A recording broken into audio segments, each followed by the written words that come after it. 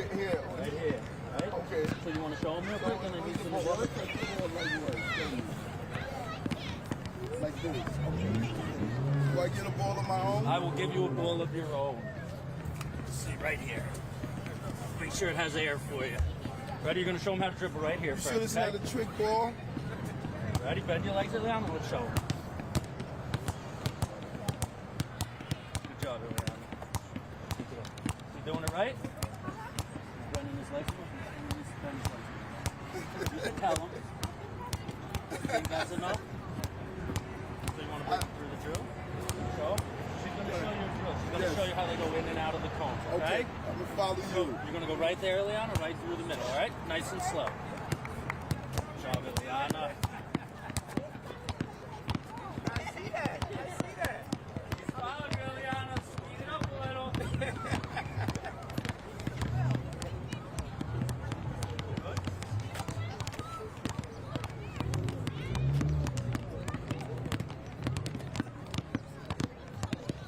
Go ahead, girl. Go ahead. The man's trying to keep up with you. And then you, oh, we're taking a shot.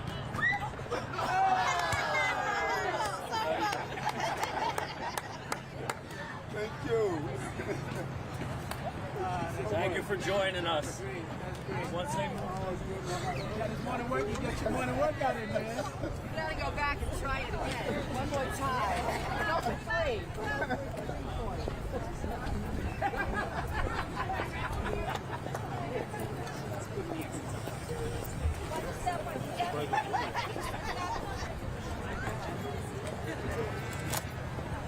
Down the middle. Right.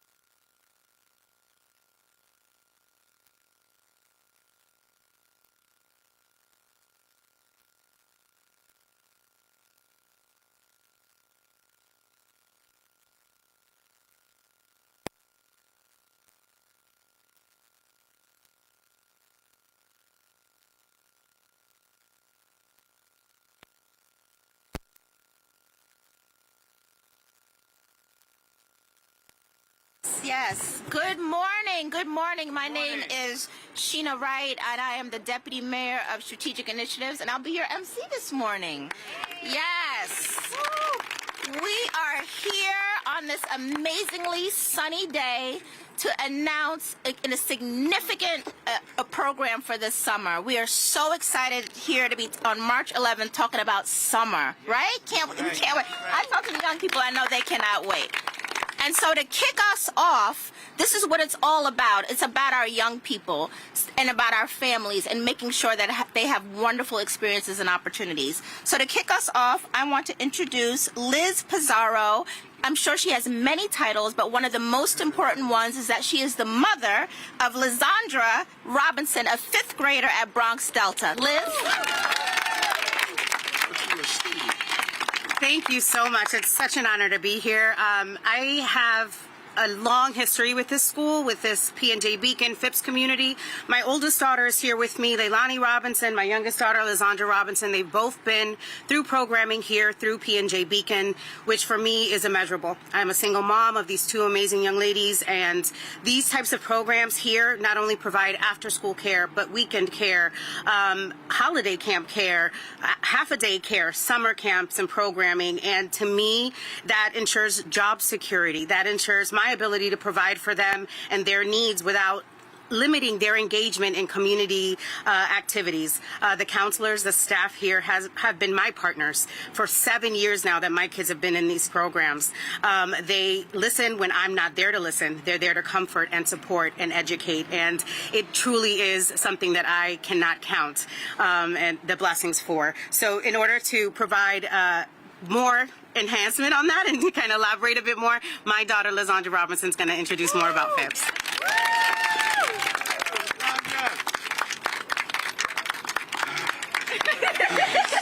Oh no, she's good.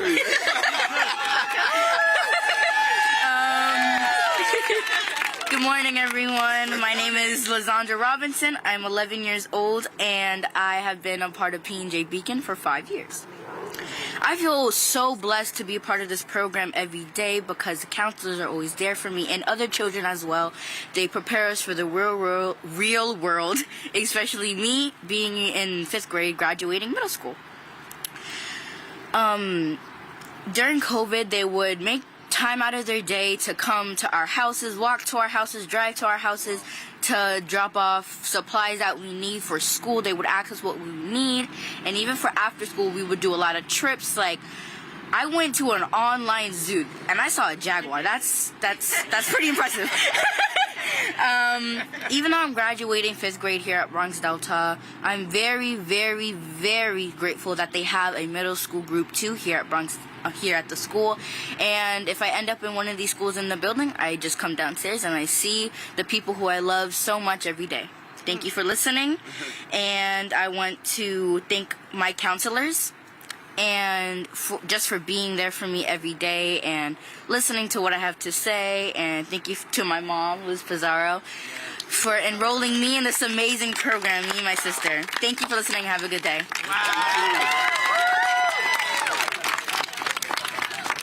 Thank you so much. Before I get started, sir, can you come up for a moment? You, yes, come up for a moment. That's right. Come up. That's right. Here we go. Come up. Here we go. Yeah. I don't feel alone in the Bronx by being a Mets fan. I'm a Mets fan too. Let's go Mets. That's right. Here in the BX. I know how the Councilmember Velasquez is all Bronx and Bronx fan. Just really happy to be here with our amazing Chancellor David Banks, and my Deputy Mayor of Strategic Initiatives, Sheena Wright, Deputy Commissioner DYCD, Susan Haskell, and my partners here in the Bronx. I'm seeing them so much. Just shows you how we are an outer borough administration, and we're spending time in those boroughs that have historically been ignored, I believe, by City Hall. This is the borough of Borough President Vanessa Gibson.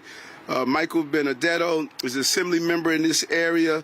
Athea, we've seen each other so much. This is your space.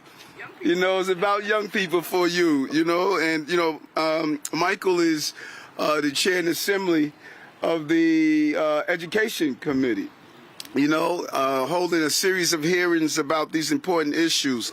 And Marjorie Velasquez, our council member, and so many other folks here. Andrea White, Executive Director of FIPS Neighborhoods. I'm sure the Chancellor is going to go over so many others that are here. Why is this so important? Because I stated this over and over again, not only on the campaign trail, but the trail of life. We are not using our assets appropriately. You have not been getting your money's worth from your tax dollars. And we don't have time to have this siloing of government where we're not using every moment to focus on the education of our children. And what happens historically during the summer months, our children go home and don't have any structure program in place. But when you go to affluent parts of the city, they have a well-organized, structured program in place. They know what museum they're going to. They know what summer program they're going to attend. They know where they're going to go on vacation so they can learn about foreign lands. It's very organized and structured. So when our children get back in school in September, they have a summer loss. Affluent communities get back in school in September, they have a summer enhancement. And so our children are starting out behind instead of starting out ahead of time. And that's why this focus is so important. But it's not going to be just a simple program of summer school. Children must be engaged. And the real classroom is not in the sterilized environment of a building. You know, Chancellor Banks states this all the time. The city is a classroom. Why do our children have to be isolated to the 1 square mile that they're born in? They stay in that 1 square mile. They go to the bodega in 1 square mile. They go to the park in 1 square mile. They stay right in the same place. He has stated for a long time that the city is our classroom. Why can't they go down to Wall Street and ring the bell? Why can't they visit all the museums that your tax dollars are paying for? Why can't they attend a corporate seminar and sit inside? Why can't they go into one Vanderbilt, one of the tallest buildings now in Manhattan, and look out at the entire skyline of New York City to see how life is above ground and not only on the ground? That's what we're talking about. This is what other children have. And when you hear this amazing story of these educators who are committed, going and knocking on doors, bringing supplies, these educators love their children. They love their children. They have not been given the support that they deserve. And that is why it is crucial. I'll never forget my 3rd grade teacher taking me to see Hamlet on Broadway. It inspired the love of Broadway. I was addicted to seeing that live performance. No other child on my block ever went to Broadway at that time. They had no idea what it meant to go to Broadway and see a live performance. It's just not acceptable. And that's what this mission is about today. And so I want to really thank Deputy Mayor Wright for really leaning into this. This was a commitment that she believed in and just put so much energy behind this initiative and how important it is. And just really want to thank her and want to thank Liz and Lazandra for their beautiful words today, because this is what we're talking about. This is what this announcement is all about. It's about families. It's about young people. It is about giving them the proper start in life so they don't have to play catch up. They can start out where everyone else is. And I promised this on my campaign. People laughed at me when I started talking about a full year. I mean, who invented? Why do we do two months off of doing nothing? The audacity to say we should be educated throughout the entire year. They said it was impossible. No one wants to do it. They were wrong, as they have been wrong so many times before when we talk about forward thinking.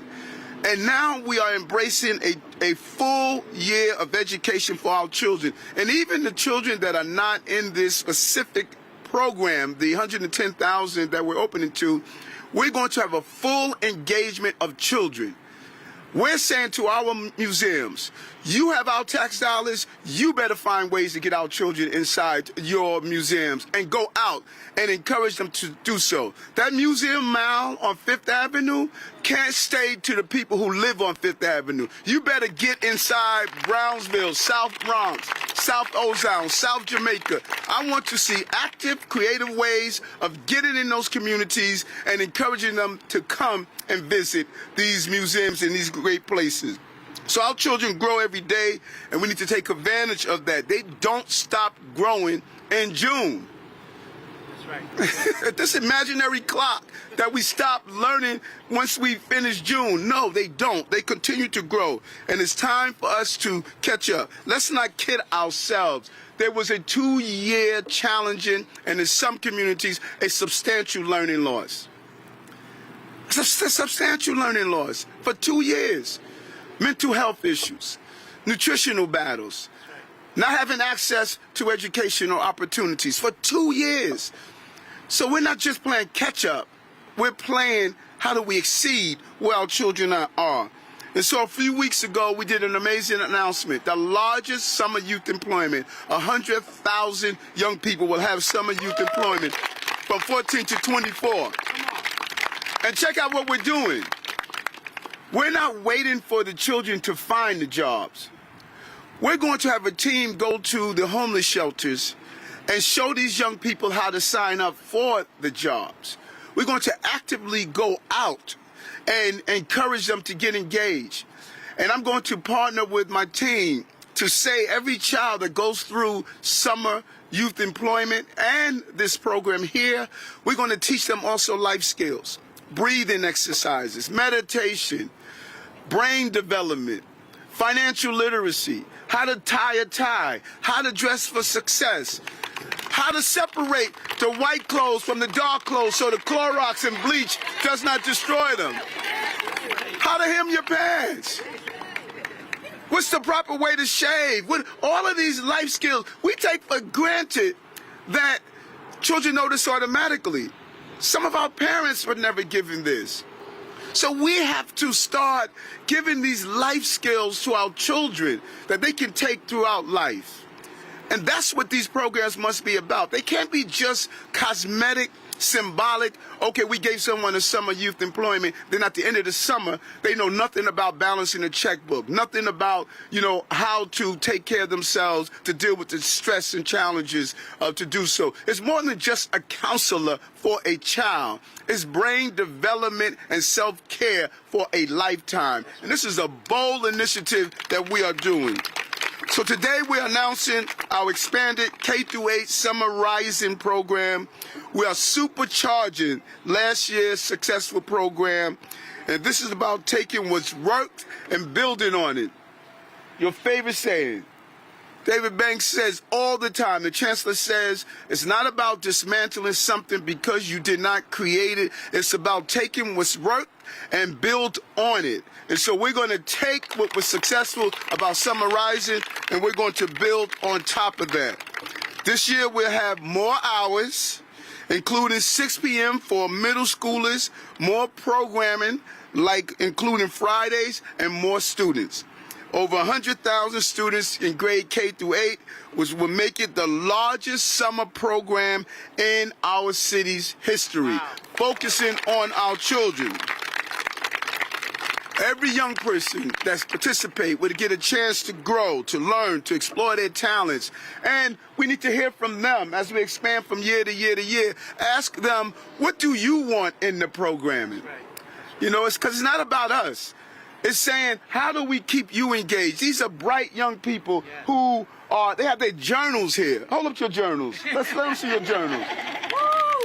Have their journals here. And it's about asking them, what do you want to see in your program? And how do we make it better?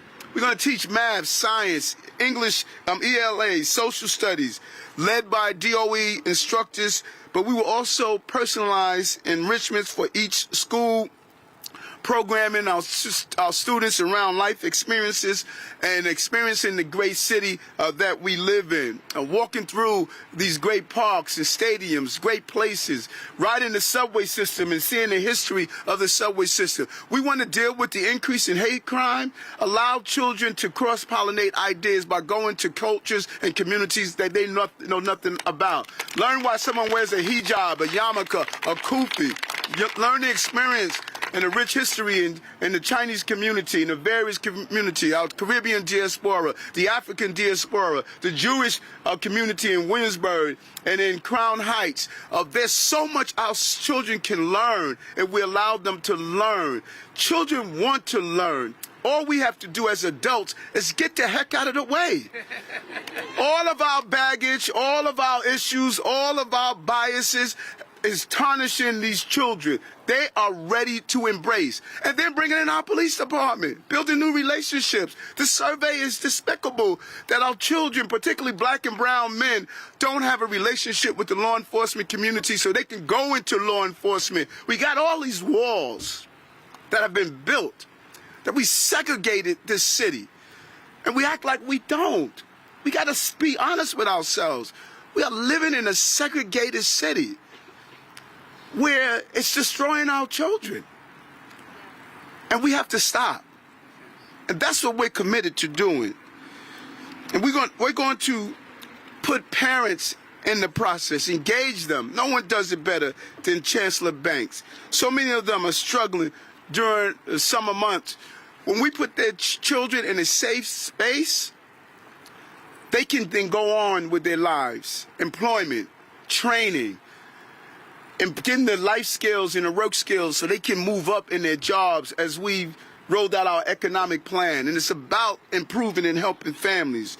And child care should not be one of your issues. Healthy meals, academic and social skills are so important. How to shake someone's hand, how to look at someone's eyes when you're speaking with them, how to sit down, how to use a knife and fork correctly when you're at a meal.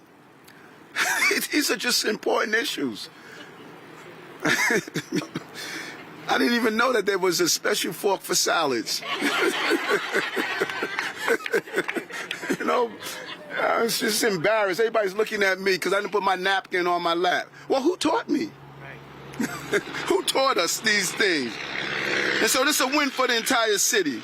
And a huge shout out go to everyone involved, the Department of Youth and Community Development, Chancellor Banks, the Department of Education, the entire team, all of us coming together to make this happen. And my elected officials, I cannot say enough about them, the willingness to be a partner because they see firsthand what these communities and children need to move forward. We're going to push the envelope. And you know, when you push the envelope, you know, I'm going to say this over and over again, you make mistakes sometimes. You don't get it right all the time. Because all we can do is just duplicate programs that are already in place. You know, you don't take chances. You remain on the shores of certainty instead of willing to get in the sea of uncertainty to find new lands.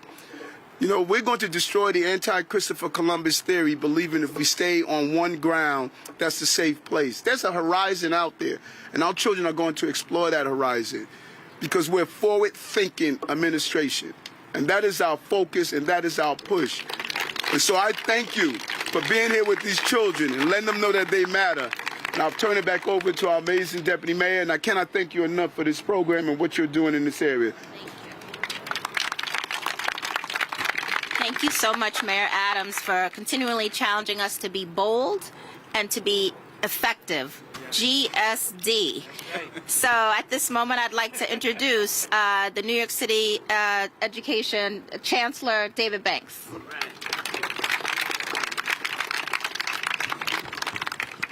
Good morning, everyone. Good morning, everyone. Good morning. It's a great day. I feel this energy out here in this place. First of all, this is a beautiful campus. Yes, it is.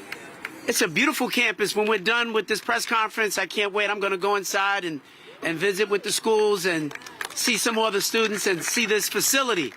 But it's great outside, I can tell you that. And it doesn't it feel good just to be outside? I mean, you saw the mayor as soon as he got here. He took his coat off, headed straight to the basketball court. He got beat by the young lady on the court. But that's all right. That's what it's all about. But it's a great energy. It's a great spirit here. And we thank you all for welcoming all of us here today. And, you know, first of all, I want to acknowledge the principals of this school. You know, I was a principal for 11 years. And I understand that you can't have a great school unless you have a great school leader. And in this school, in this building, they have 3 leaders. And so I just ask that you would stand. Principal Rogal, please, from Bronx Delta.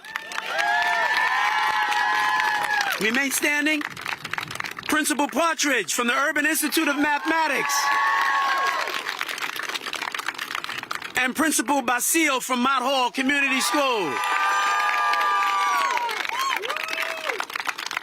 We salute you. We thank you. There's a reason why we chose this school and this building to be at, in this facility, because your leadership and how you work together exemplifies everything that we're talking about, how we all need to work together. And we thank you and we appreciate you. Thank you very, very much. And there's no better representation of all three of you than all these beautiful young people that you see right here. And the mayor talked about just the potential, the promise, the skill, the ability of each one of them. Lazandra, come back up here again. I want to see you for a second because as she came, the mayor told her, he gave her a little tip, breathe, right? But I said, because when I shook her hand before we started, I said, oh, she's got this. When you see a young person, what grade are you in? Fifth? Fifth, yes. Fifth grade, but with a level of poise, a confidence, right, that says, I know who I am. There's a young man, I shook his hand over here. Come here, in the red jacket. Anybody that really wants to wake up, I invite you to meet him and just shake his hand. This young man right here, I mean, it was like, whoa, you got to be ready. But what that says is, that says confidence. People are pouring into them to let them know that they are somebody. And that when they stand up in front of all these adults and all of these cameras, you don't have to be afraid. That's right. You remain confident. You know that you are somebody, and you continue to represent. I want to thank both of you so very, very much. And the students here who told me that they're representing student government and the student journalists, who are those folks that are representing the school newspaper? Raise your hand. So you got to make sure that you interview the mayor before he leaves today. And you got two more. So don't let them get away. So two of you get the mayor, and the other two, make sure that you get the deputy mayor, Sheena Wright, because she is a force of nature, and she is the person that is leading all of this work, bringing the DOE, DYCD, all of the community-based organizations around the entire city. She is the person that is leading all that work. Let's give her a big, big round of applause. Thank you so much. And so I'm going to be very, very quick and simply saying this. Our parents, you have no idea how much we love you, we respect you, we're going to continue to partner with you. All of our parents that are out here in the crowd right here today, please, love you.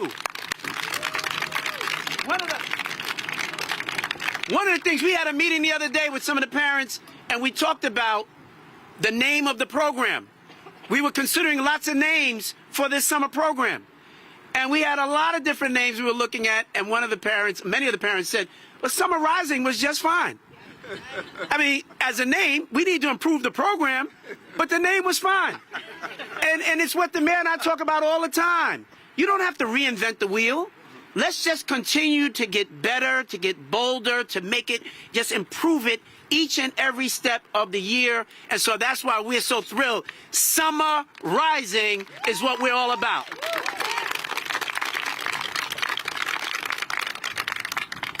And so I'm going to take my seat, but I simply want to say and echo the mayor's words earlier today, which I couldn't have stated it any better. Everything that he said was just right on point.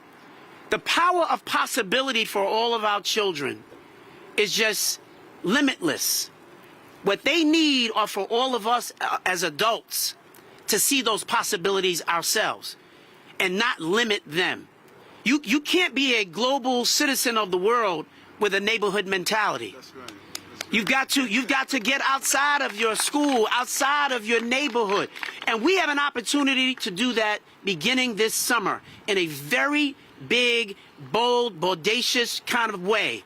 And to make sure that all of our children understand that learning doesn't happen simply within the four walls of a school, and to make sure that we're creating all kinds of wonderful opportunities for them. So I'm pleased, thrilled to be working with all of you. Can't wait for the Summer Rising. Let's get it. Thank you.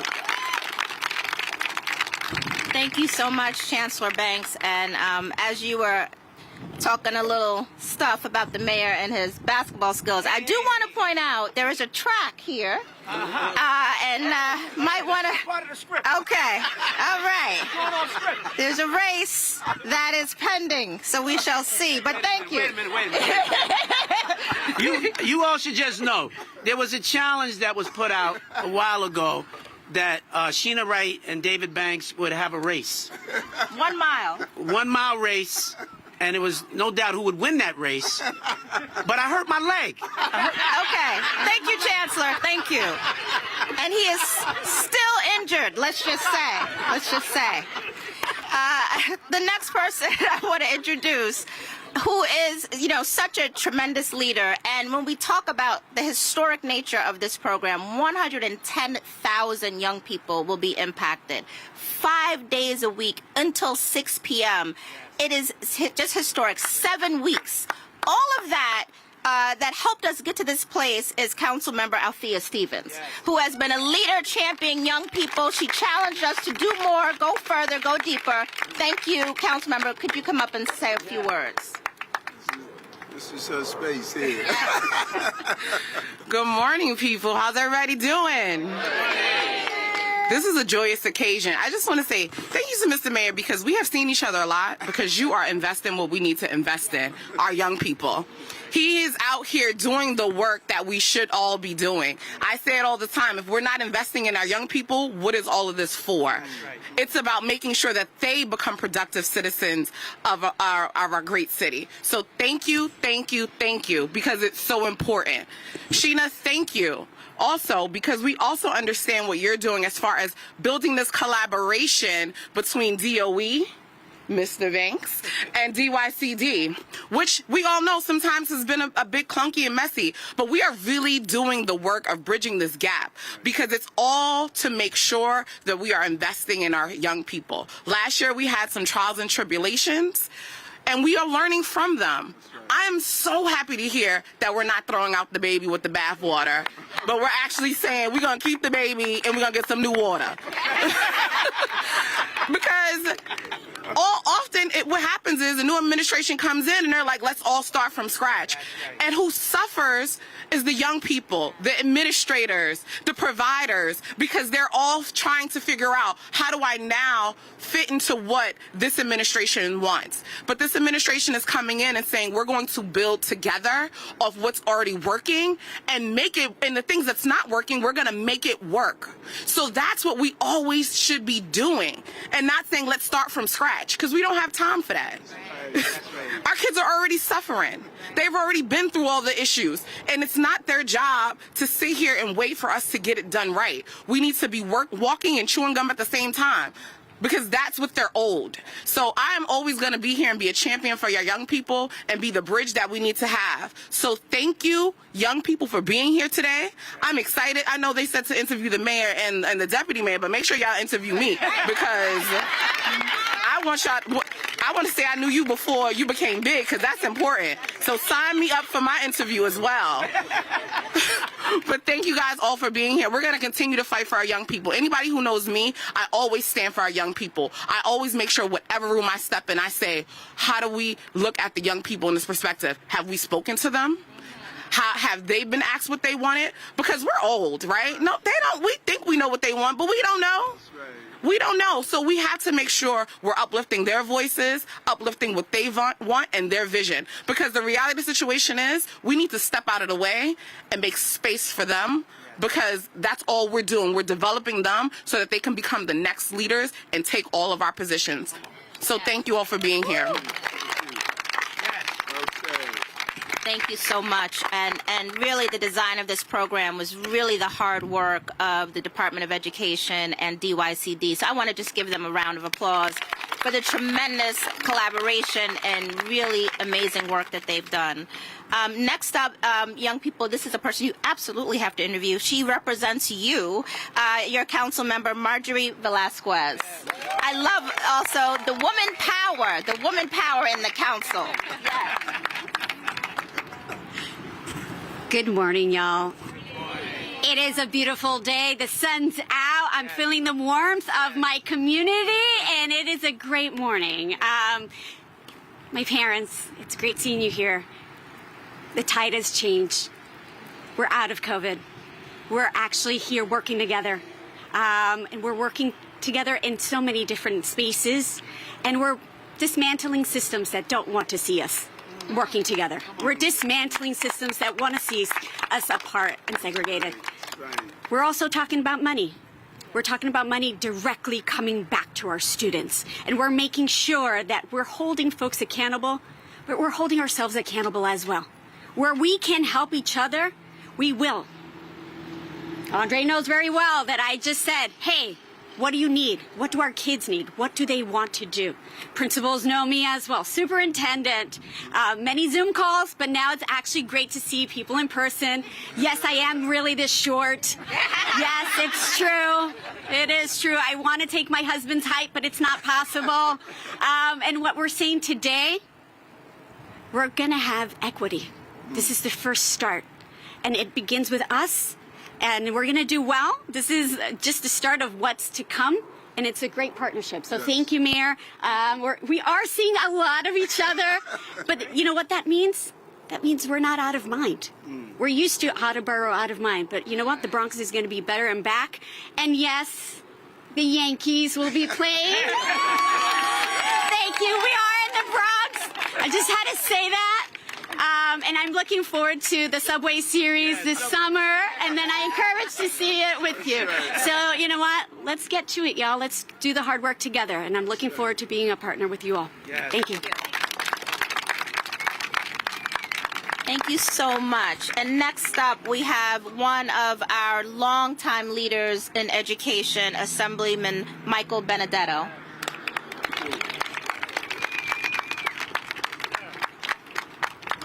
Good to see you. Hey, everybody. What a nice day. What a way to begin one's day, to begin a Friday. This is great.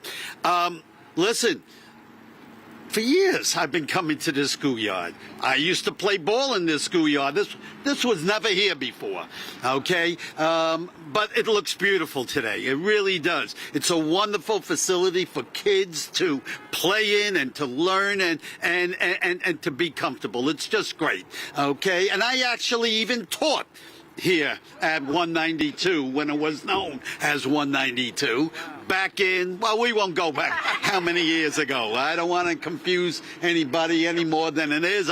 I'm confused enough. Mr. Mayor, there's a special fork for salads? Wow. Okay. Listen, up in Albany for years, we have been sending money down to the city. And we're questioning how that money is used. Now we put more money than we've ever sent to the schools in the city of New York, allowing you to have full-time people to deal with children's mental health, allowing fair funding at 100% for every school in the city. We have funded foundation aid, and it's wonderful to see that the money is being used correctly. And Mr. Mayor, I thank you for that. Chancellor, I thank you for that. It wasn't always that way. And it's very glad that it's finally being done. Okay, to our children, we just say, enjoy and grow and learn, okay, because every day is a chance to learn and to grow, and when you don't, you're wasting it. So I applaud the efforts of our mayor, of our chancellor for what they're doing. May they continue it, and hopefully we'll do the right thing up in Albany to make sure that you guys continue the good you're doing. Everybody, be good. Thank you. Thank you so much. And last but not least, the Executive Director of Phipps Neighborhood Community, representing all of our community-based organizations who really are the backbone of this work. Thank you, Andre White. Good morning. Good morning. How are we feeling? Great. So, Chancellor Banks, by the way, you know, I grew up on an island that produces the fastest man in the world and the fastest woman in the world, Shelley and Fraser Price and Usain Bolt. That island is Jamaica. So when you're ready for a race, I'm the man to call. So let me know. Thank you. His leg is healing. I'll give you some time. Thank you, Deputy Mayor, and thank you, Mayor Adams and Chancellor Banks, for your commitment to supporting our young people by providing a robust and meaningful summer experience this summer. My name is Andre White. I'm the CEO, proud CEO, and Executive Director at Phipps Neighborhoods right here in the Boogie Down Bronx. We are a social service organization, and we provide children, youth, and families the opportunity they need to thrive by providing wraparound services to the entire family. In a time when New York City families continue to feel the impact from the pandemic, summer programs like this one here at P&J is more vital than ever. Building on the success from last year, when we safely returned to in-person learning, and that was amazing. I'm so thrilled to be here today to amplify and talk about the promise of what a holistic summer model means for the young people of New York City. Through Summer Rising 2.0, as the CEO at Phipps, I'm going to ensure, Mr. Mayor, that every kid in our program gets the opportunity to visit our cultural institutions, our parks, or museum, and I'm going to be on some of those trips myself, while building friendships and making sure that they get the academic support they need to be successful come September. At this Beacon program at P&J, I'm a big fan of STEAM programs, and I think it's very important as we talk about building 21st century skills for young people. We're going to be investing in creating robots, young people building robots, right? They're going to be coding, they're going to be building games, because I think digital literacy is very important, and we want to make sure young people develop those skills and competencies so they could be successful. But most importantly, young people like Lazandra will get the opportunity to build connections with their peers and with their community. And I look forward to a very successful and important summer this year. Thank you so much. Thank you all so much. And summarizing, here we come. Thank you.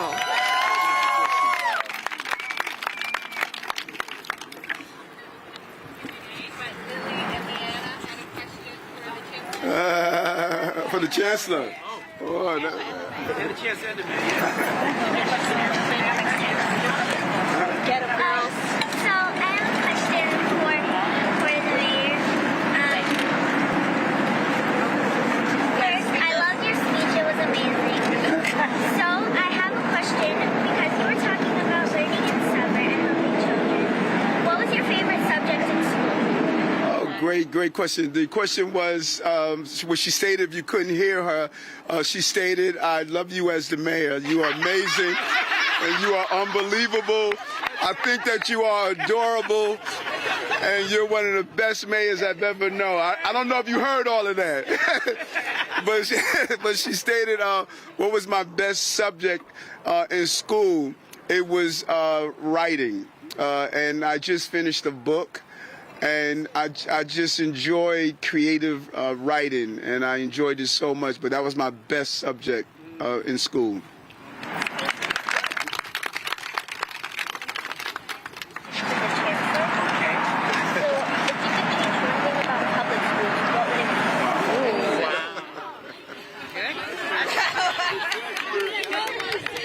Wow. So if you didn't hear, she said, you're the greatest chancellor that we've ever had in the history of New York City. And that was it. No. She asked if I could change one thing for our public schools, what would it be? That's a phenomenal question. I haven't even had any adult journalists ask a question like that. You see what I mean? Out of the mouth of babes. I would just hope that every adult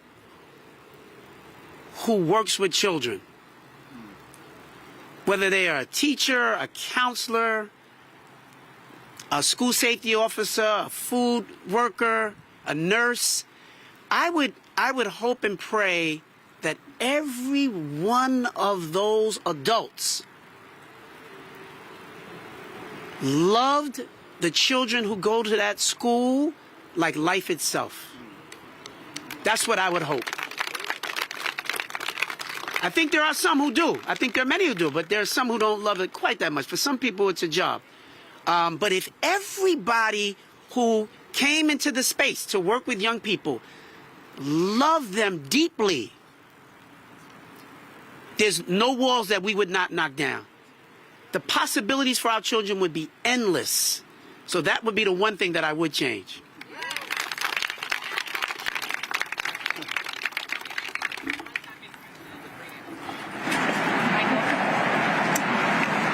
Mr. Mayor. How are you, Michael? Good. But there was a rally yesterday at City Hall.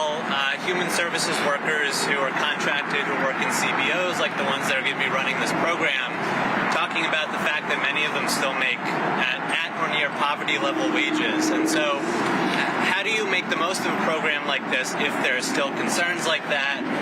How does that affect recruiting staff to run this program? And is there going to be investment to improve the salaries of those workers?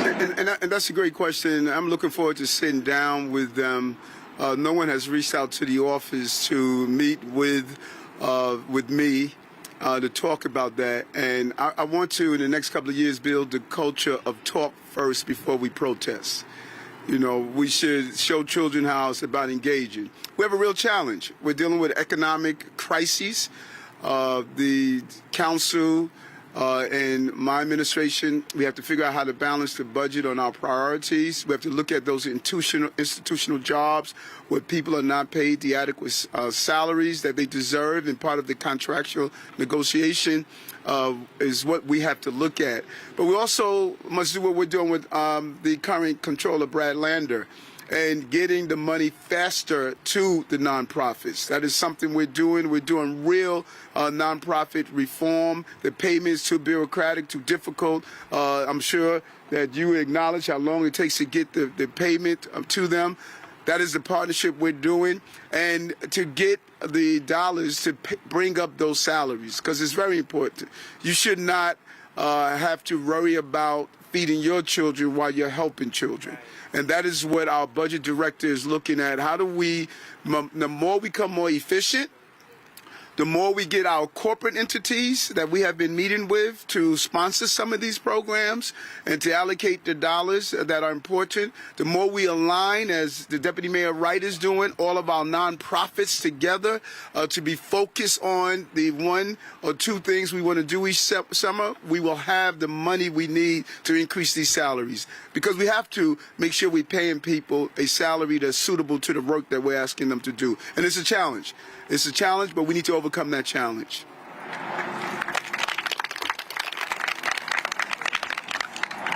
Okay. Mr. Mayor, can you tell us who will be candidates for this program? Typically, when we think of summer school, we think about it being for children who need some remedial help. Is this that, and is it more? I mean, can any child participate in the program? You want to give that, Dave? No, we traditionally think of summer school as remediation, and for students who've fallen behind and to catch up. We're trying to change the narrative on that. This program is designed for all students, parents who would like for their child to take advantage of a real enrichment program. The first part of the day will be spent on academics. Whether there's some form of remediation that is necessary, we'll do that. And otherwise, there'll be academic acceleration as well. And the latter part of the day, in the afternoon, is essentially where we will be fully engaging the community-based organizations in the enrichment activities. And that's when we really have an opportunity to open up a different kind of experience. One of the exciting things about it, again, is that it's going to run from 8 in the morning until 6 p.m. at night. And that really helps parents, right, who, sometimes even if it ends at 3, that doesn't always work well with a parent who's still at work trying to make arrangements to pick up their child. And so we're going to have busing opportunities as well will be a part of the program, but it's not limited to any specific subset of students. It will be widely available for anyone who seeks to register. Mayor, on the topic of busing, actually, for Summer Rising, one of the complaints we heard last year about the program was that it was difficult to access for certain students, particularly those with disabilities or those living in shelters, because they didn't have adequate transportation to get to summer rising programs. How are you going to make sure that that changes this summer? Number one, we have to make sure the transportation is there, and we factor that into the Summer Rising Plus. How we are increasing, and we looked at all of the complaints. The Chancellor, in a series of meetings, he sat down with parents and others and looked at what their complaints were on how do we make the program better. And transportation, you're right, transportation is an issue.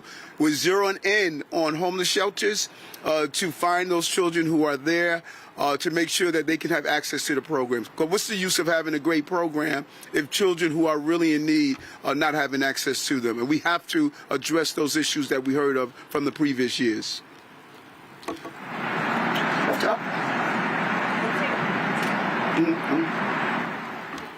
Yes, Mr. Mayor. Yes. I know you are a Mets fan. I know you're in the Bronx. But how important is baseball returning now to the city?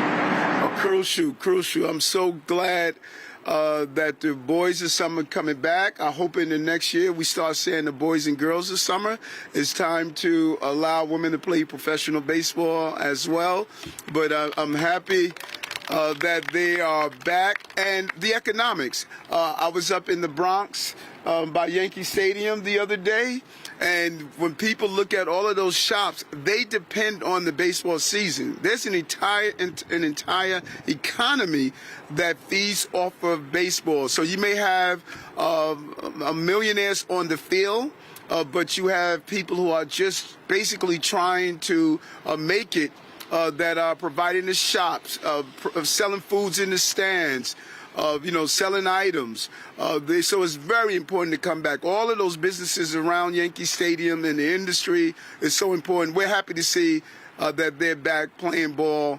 And we're looking forward, to finally having a season that the Mets is going to be in the World Series.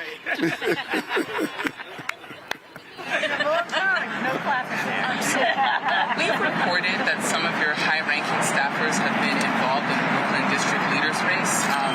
So that some of your staffers have been working to challenge David Schwartz, who worked for Andrew Yang, and you're instead pushing for Benny Rundle, who works in your office. Given the problems and issues that are currently facing the city, do you think it's appropriate for the mayor's office to be involving itself in something? First of all, I'm not aware of it, and the important is to always have a firewall between politics and governance. We have that. We have an amazing council. We have an amazing team. We have a real firewall between the two. I've made it clear in my Senate office, my borough president office, what people do in their personal lives is up to them, but we would never bring politics into a city hall. And, all of that is noise to me. That noise can get in the way of the mission. You can get caught up in all of this noise that's going around. That is just not urgency. When I walk the streets, mothers are not asking me about, are you supporting a district leader or not? They're saying, what are you doing about my children? And I need to stay focused on the mission. No distraction. Stay focused and grind. No distraction. Stay focused and grind. That's all I'm doing. I'm focused on improving the lives of the families in the city. So I have no idea what that is all about. No one will campaign in City Hall. We're clear on that, and they're going to follow those rules.